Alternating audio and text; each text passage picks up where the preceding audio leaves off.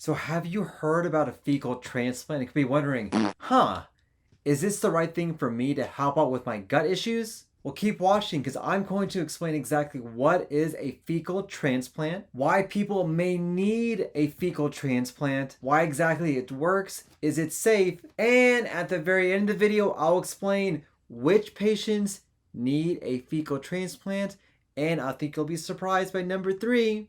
Guys, let's talk about poop. Howdy here, Dr. Samir here, aka your poop guru, who's trying to get you happy and healthy from one end to the other so you can live your best life. Don't forget to smash that like button, like, share, and subscribe. And if you haven't already, don't forget to subscribe to a weekly newsletter where you can get great tips and tricks to help out with your health. In today's video, we'll discuss exactly what is a fecal transplant, who needs them, are they safe, and which patients I would recommend as your poop guru to get this done. So I'm going to tell you a story about a patient of mine named Dorothy. Now Dorothy is a sweet individual who's been having chronic diarrhea from a condition called C. difficile diarrhea.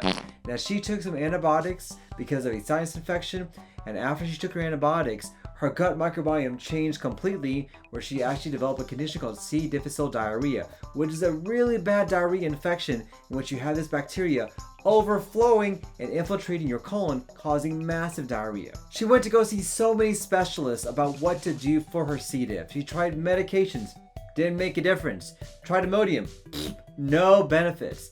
She tried dietary changes, not a big deal. So she came to see me because she knew that I performed a fecal transplant. So we talked about the risks and benefits, and we went ahead and did it. Boom! Her C. diff was cured, her diarrhea went away, and she went on to live a normal and happy life. If her story sounds familiar, here's what you need to know. A fecal transplant has been around for a long time, ages and ages. In fact, there are reports that in ancient Chinese literature, they talked about fecal transplants almost 1700 years ago. Yes, at that point in time. So we knew that there's something going on with the gut microbiome at that point in time. But recently, we're getting a lot more information, data, and science backing the benefits of a fecal transplant in certain individuals. So why do people need this? Well, the issue comes down to your gut microbiome.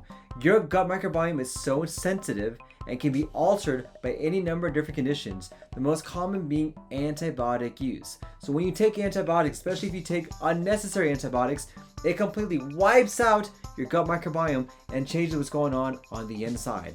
When you lose that protective barrier, when you lose those good guys, that allows bad bacteria, like a condition called C. difficile, to flourish inside your gut microbiome and cause massive amounts of diarrhea. And so, a fecal transplant actually works by giving somebody's healthy poop and their bacteria inside your gut to replenish the good guys. It acts as a fertilizer for the good guys inside your guts, make them swell, make them good. And this is exactly what happened with my patients. And the clinical data is fantastic in certain conditions in which you can have over a 90% cure in a condition like C. diff, to really cure that and get rid of that bad infection. So is it safe?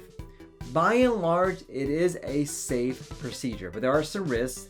We have to do a colonoscopy sometimes to insert the stool, so there's risk with that. Sometimes we can do it with an upper scope or an NG tube, which is the tube down the nose, straight into the stomach. However, there have been reports of deaths because of transfer of severe antibiotic-resistant bacteria in the donor stool to the person who received that stool. And so because of that, there's been stricter guidelines for who can get a fecal transplant and where you can get that fecal transplant from. But for the vast majority of people and for the vast majority of studies, it is a very safe and effective procedure and actually does work. So who should get one? All right, let's get down to the meat of the matter. So we know for one condition, C. diff, it works, and it works fantastic with over a 90% cure rate. Now, there are some individuals who would benefit from this, especially those who have recurrent C. diff, like my patient. So for example, you tried different antibiotics to help treat your C. diff, didn't work. You tried dietary options, didn't work. A fecal transplant may be the option to cure your C. diff, but also prevent it from coming back. Now, number 2, there have been some reports of using a fecal transplant to help out with conditions like ulcerative colitis. This is not currently the standard of care that we recommend for those patients. However, for resistant individuals or for those individuals that have C. diff on top of ulcerative colitis, this may be an effective option to really cure their disease and get them feeling better. And the big question, IBS, irritable bowel syndrome, number 3.